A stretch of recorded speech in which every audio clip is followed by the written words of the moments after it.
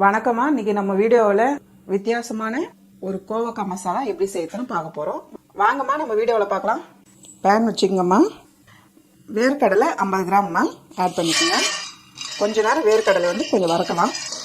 காஞ்ச மிளகா ஒரு 5 மிளகா போட்டுக்கலாம். வேர்க்கடலையும் காஞ்ச மிளகாயும் நல்லா வறுத்துங்கம்மா. பாருங்கம்மா, இந்த ஸ்டேஜில் 2 ஸ்பூன் தனியாக எடுத்துருக்கேன், போட்டுக்கலாம். ஒரு அரை ஸ்பூன் மிளகுமா, இதையும் போட்டுக்கோங்க. போட்டு எல்லாத்தையும் நல்லா வந்து வறுத்துருங்கம்மா. பாருங்கம்மா, நல்லா வறுத்தாச்சு. இந்த டைமில் ஒரு ஸ்பூன் எள்ளு போட்டுக்கலாம். வெள்ளை எள்ளு போட்டுக்கணும். எள்ளு போட்டு ஒரு வரை வறுத்துருங்கம்மா. இந்த அளவு புளி போட்டுக்கோங்க, கொஞ்சமாக போட்டுக்கோங்க. 3 தக்காளி நறுக்கி வச்சுருக்கேன், இதை ஆட் பண்ணிக்கலாம். இப்போ தக்காளி போட்டு நல்லா வந்து மிக்ஸ் பண்ணி விட்டுருங்க. பாருங்கம்மா, தக்காளி போட்டு நல்லா வதக்கிட்டோம். அவ்வளோதான். ஸ்டவ் ஆஃப் பண்ணிவிட்டு கொஞ்ச நேரம் ஆற வச்சு நம்ம இதை அரைக்கணும். பாருங்கம்மா, நம்ம வதக்கி வச்ச மசாலா ஆறிடுச்சு. இப்போ வந்து நம்ம ஜாரில் ஆட் பண்ணிக்கலாம். நல்லா நைஸாக பேஸ்ட் பண்ணிக்கணுமா. இப்போ வந்து பேஸ்ட் பண்ணிக்கலாம். பாருங்கம்மா, நல்லா நைஸாக அரைச்சி வச்சிட்டோம். வேறு கடாய் வச்சுக்கோங்க. ஆயில் போட்டுக்கலாம். ஆயில் வந்து ஒரு 4 ஸ்பூன் ஆயில் போட்டுங்கம்மா. எண்ணெய் நல்லா சூடாகட்டும். பாருங்கம்மா, எண்ணெய் காஞ்சிச்சு. ஒரு ஸ்பூன் சோம்பு ஆட் பண்ணிக்கலாம்.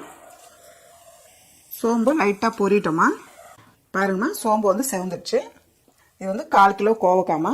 பாருங்கம்மா, நல்லா கழுவிட்டு இந்த மாதிரி பீஸ் கட் பண்ணிவிடுங்க. பாருங்கம்மா, கோவக்காவை ஆட் பண்ணிக்கோங்க.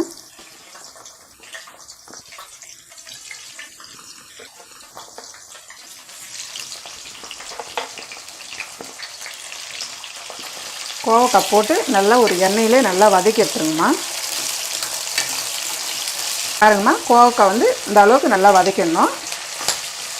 பாருங்கம்மா, தோல் வந்து இந்த மாதிரி சுருங்கின மாதிரி இருக்கும். இந்த ஸ்டேஜில் நம்ம வெங்காயம் ஆட் பண்ண போகிறோம். பொடியை நறுக்கில் 2 வெங்காயம் ஆட் பண்ணிக்கலாம். கருவேப்பிலை தேவையானதுமா. ஒரு வதக்கிடுங்க. இஞ்சி பூண்டு பேஸ்ட்டு 1 ஸ்பூனுங்கம்மா. இஞ்சி பூண்டு பேஸ்ட்டு போட்டு வெங்காயம் போட்டு நல்லா வதக்கிடுங்க.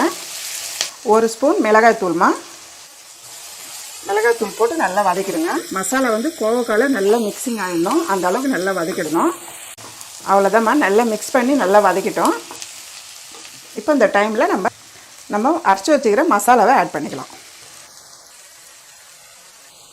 பாருங்கம்மா, ஜாரையும் கழுவி தண்ணி ஆட் பண்ணிவிடுங்க. வேஸ்ட் ஆக்காதீங்க ஜார் தண்ணி. அவ்வளோதாம்மா, இந்த தண்ணியே போதும். வேறு தண்ணியெலாம் எக்ஸ்ட்ரா ஊற்ற வேண்டியதில்லை. கிளறி விடுங்க. உப்பு வந்து தேவையான அளவு உப்பு போட்டுங்கம்மா. திட்டமாக பார்த்து போட்டுக்கோங்க. நல்லா மிக்ஸ் பண்ணி விடுங்கம்மா. உப்பு போட்டு நல்லா கிளறி விட்டு ஒரு 5 நிமிஷம் நம்ம மூடி வச்சோம்மா, கோவக்காய் மசாலா ரெடி ஆகிடும்மா. 5 நிமிஷம் ஆயிடுச்சிங்கம்மா, பார்க்கலாம். பாருங்கள், சூப்பராக வந்துச்சு பாருங்கள். இந்த மாதிரி வந்து ஆயில் வந்து மேலே இருக்கணும். இந்த மாதிரி இருந்தாலே உங்களுக்கு நல்லா கொதிச்சிருச்சுன்னு அர்த்தம். பாருங்கள், கரெக்டாக கிரேவி நல்லா வந்திருக்கு. நல்லா ஒரு வாசனையாக இருக்குது கோவக்காய் மசாலா.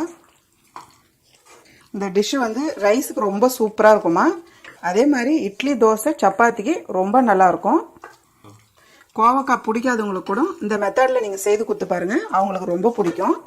இப்போ ஃபைனலில் கொத்தமல்லி எல்லாம் தூவிடுங்கம்மா. கொத்தமல்லி தூவிட்டு கிளறி விட்டுருங்க. நல்லா மிக்ஸ் பண்ணி விடுங்க.